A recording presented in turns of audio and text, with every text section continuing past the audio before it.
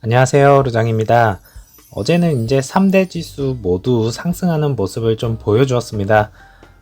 연준은 이제 금리 인상할 것으로 좀 예상은 되지만 고유한 문제로 인해 속도가 느려질 수 있다고 합니다. 첫 번째로 이제 연준은 2018년 이후에 이제 처음으로 금리를 좀 인상을 하면서 이틀간의 회의를 좀 수요일에 끝낼 것으로 예상을 하고 있고요. 내일 새벽 3시경에 FOMC 회의 결과가 이제 나오게 되니까요. 장에서 어떻게 좀 받아들일지 한번 지켜보도록 하겠고요. 이제 두 번째로는 금리를 이제 4분의 1포인트 인상을 한 후에 중앙은행은 올해 최대 6차례의 인상을 예상할 것으로 예상합니다. 일부 연준 전문가들은요, 경제 전망이 너무 이제 불확실해서 원하는 만큼 금리를 인상하지 못할 수도 있다고 말을 하고 있고, 이제 제롬 파월 연준 의장은 급등하는 이제 인플레이션 때문에 금리를 인상해야 할 필요성에 대해 논의할 때 추가 금리 인상에 대해 공격적일 수 있다라고 말을 했습니다. 자, 이제 생산 물가 지수가 예상치를 좀 하회를 하면서요. 연준의 긴축 정책이 덜 매파적인 기대감도 좀 작용을 하여서 우려가 다소 완화되는 것이 아니냐는 해석도 좀 나오고 있습니다. 그의 이제 투자 심리가 좀 호전이 되었다고 볼 수 있는데 아직은 좀 변동성이 많이 남아있다는 것을 좀 명심하시기 바라겠고요. 그리고 FOMC 회의와 그 다음에 러시아 디폴트 사태가 지금 겹치고 있는 상황입니다. 이제 연속성으로 지수가 좀 이렇게 올라가 주기를 좀 바라야겠고요. 만약 다시 오늘장 하락으로 이렇게 좀 이어질 경우에는 어제 오른 거는 좀 기술적 반등이라고 밖에는 좀 볼 수 없겠습니다. 그래서 이제 항시 변동성에 좀 조심을 해야 되겠고요. 이제 바이든 대통령은 다음 주에 나토 동맹국들과 EU 정상회의에 참석을 할 예정입니다. 특별하게 어떠한 조치를 취할 것 같지는 않지만요. 러시아에 대한 이제 제재와 앞으로의 이제 우크라이나의 방향성 등을 좀 이야기를 좀 나눌 것으로 예상이 됩니다. 자, 종합지수 같이 한번 보시겠습니다. 자, 러셀 2000 보시면 다행히도 전저점을 건드리지는 않았어요. 그래서 상승하는 모습을 좀 이렇게 보여주었고요.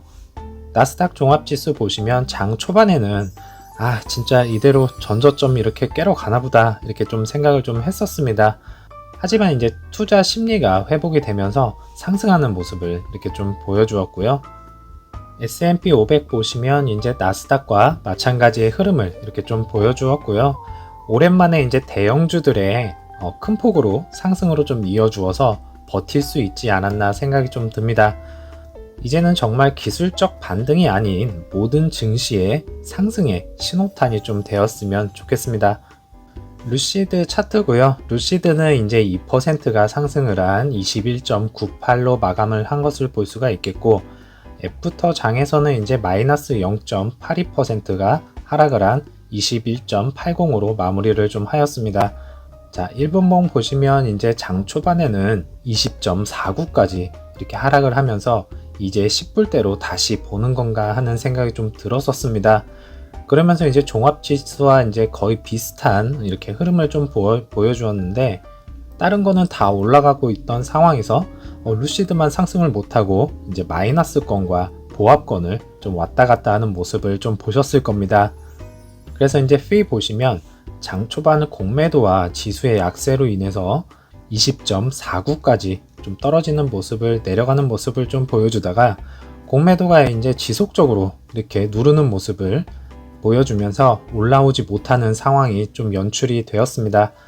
자, 라지 스케일 보시면 이제 장 막판에 대량의 매수가 이렇게 들어온 것을 확인을 할 수가 있었습니다.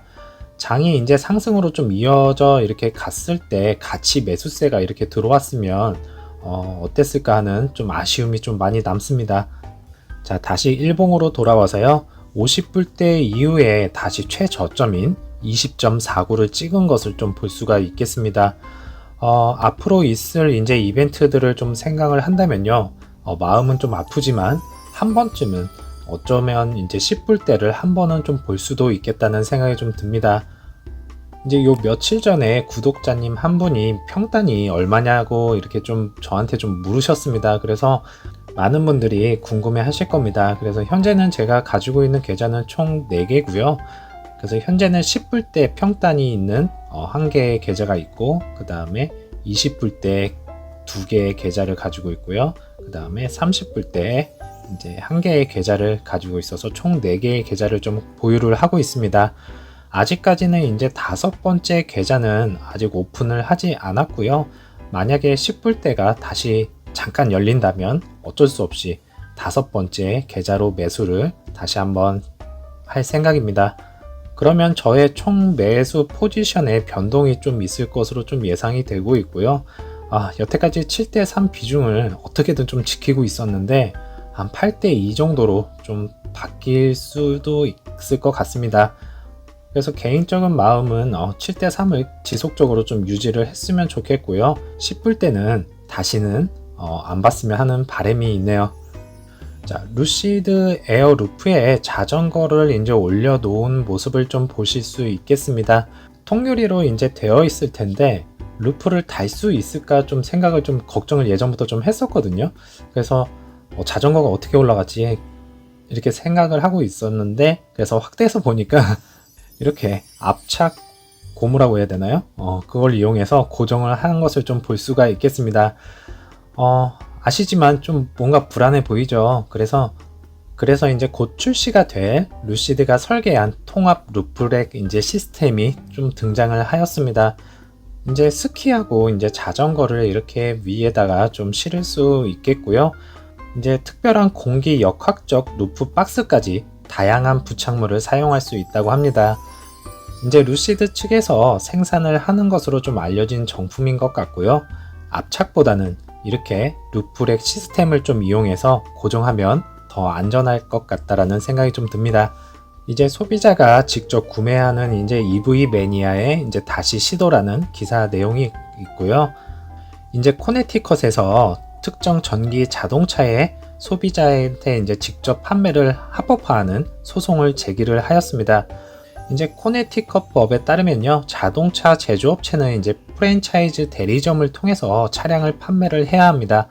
수년 동안 이제 테슬라와 같은 전기 전용 제조업체와 최근에 이제 리비안 및 루시드가 면제 요청을 좀 하였고요. 이 법안은 이제 코네티컷 대리점 로비 노력으로 과거로부터 이제 정체가 되어 있다고 합니다. 이제 루시드 모터스 주 및 지방 공공정책 이사는요, 위원회가 이제 딜러와 전통적인 제조업체가 비즈니스 모델을 좀 변경할 때까지 기다릴 여유가 있는지 의문을 좀 제기를 했고요. 작년에 이제 딜러가 판매한 대부분의 차량은 내연기관 모델이었고 딜러는 수익성이 있다고 말을 했습니다. 미국이 이제 어떠한 방식으로 판매가 되고 있는지 저도 정확한 사항은 잘 모르지만요. 미국은 이제 딜러 협회가 있어서 차량을 꼭 딜러를 통해서만 살 수 있는 것으로 좀 알고 있습니다. 하지만 이제 테슬라는 인터넷 판매를 좀 함으로써 딜러 이제 협회사와 사이가 좀 안 좋은 것으로 좀 알고 있고요. 이제 루시드도 인터넷 판매를 좀 통해서 딜러에게 가는 수익을 절감함으로써 차량의 마진율을 좀 높이는 전략을 취하고 있는 것입니다. 그래서 이제 딜러사도 좀 먹고 살아야 하기 때문에 인터넷 판매권과 이제 큰 논란이 좀 일어나고 있고요. 일단은 이제 내연기관은, 제가 보기에는 내연기관은 그냥 그대로 유지를 하고, 그 다음에 EV 시장은 인터넷 판매라는 법정 조치가 좀 이루어져서 판권을 좀 이렇게 따냈으면 좋겠다는 좀 생각이 들고 있네요. 자, 루시드의 이제 공매도에 관해서 좀 기사 내용이 있었습니다. 이제 지난 2주 동안 소파이 테크놀로지에 이어서 두 번째로 공매도가 높은 주식으로 1170만 주를 공매했다고 좀 밝혔고요. 여기서 이제 소파이에 관해서 나와서 말씀을 좀 드리자면 개인적인 좀 의견을 좀 말씀을 좀 드리겠습니다. 자, 소파이 차트고요. 많은 분들이 이제 소파이에 관심이 있고 많은 분들이 이제 투자를 하고 계신 걸로 좀 알고 있습니다. 뭐 해외 트윗이나 종목 토론방에서도 많은 이야기들을 좀 볼 수가 있었고요. 저는 이제 개인적으로는 소파이에 투자할 생각은 좀 없습니다. 그래서 궁금해서 많은 분들이 좀 관심을 많이 갖기에 그래서 궁금해서 한번 분석을 좀 해 보았었고요. 현재 주가에서 이제 지속적으로 이렇게 하락세를 좀 보이고 있는데 얼마나 떨어질지 한번 계산을 해 보았었습니다. 아시다시피 이건 제 개인적인 주가 계산 방식이라서 참고만 하시고요. 절대 맹신은 하지 않으셨으면 합니다. 그리고 소파이에 지금 투자를 하고 계신 분들한테는 좀 죄송하다는 말씀 좀 먼저 드리겠고요. 처음에 이제 전쟁이라는 악재가 터지기 전에는 계산했을 때는 6불대가 좀 나왔었습니다. 근데 전쟁이라는 이제 악재가 좀 터졌고요. 그래서 요거를 반영을 해서 결과를 좀 예측을 해보니까 4불 정도가 나오더라고요. 그래서 뭐 다른 종목들도 다 마찬가지겠지만 여러 가지 뭐 이제 악재들로 인해서 뭐 이렇게 치고 못 올라가는 것을 좀 볼 수가 있겠고요. 제가 계산하는 방식은 대부분 다들 아실 거예요. 이 상승폭과 하락폭과 모든 것을 다 더해서 그 다음에 나온 수치이기도 하고요.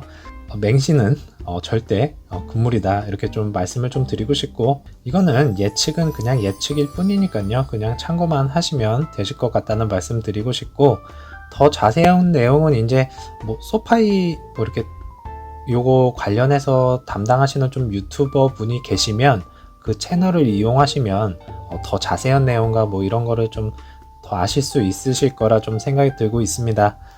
자, 다시 루시드로 돌아와서요. 이제 한 해 동안 루시드의 이제 공매도 주식 수는요 20.4밀리언이라고 좀 얘기를 하고 증가를 했고요. 자, 가치는 이제 469밀리언 달러라고 얘기를 하고 있네요. 이제 플러스 23%가 이제 상승을 했다고 보고 있고요. 이제 주가가 마이너스 40%가 하락을 했기 때문이라고 합니다. 자, 루시드의 공매도는 이제 2.53 빌리언이고요. 공매도는 이제 110.5 밀리언이고 그리고 S1은 20.87%고 이제 S3는 유동 분모의 모든 공매도에 의해 생성된 합성 매수를 포함하는 17.27%입니다. 라고 말을 하고 있네요. 그리고 이제 주식의 대출 금리는 16.32%로 이제 상승을 하고 있다고 말을 하고 있고요. 그래서 이제 지난 30일 동안 S3는요, 잘 안 보이네요. 좀 크게 확대해서 좀 보겠습니다.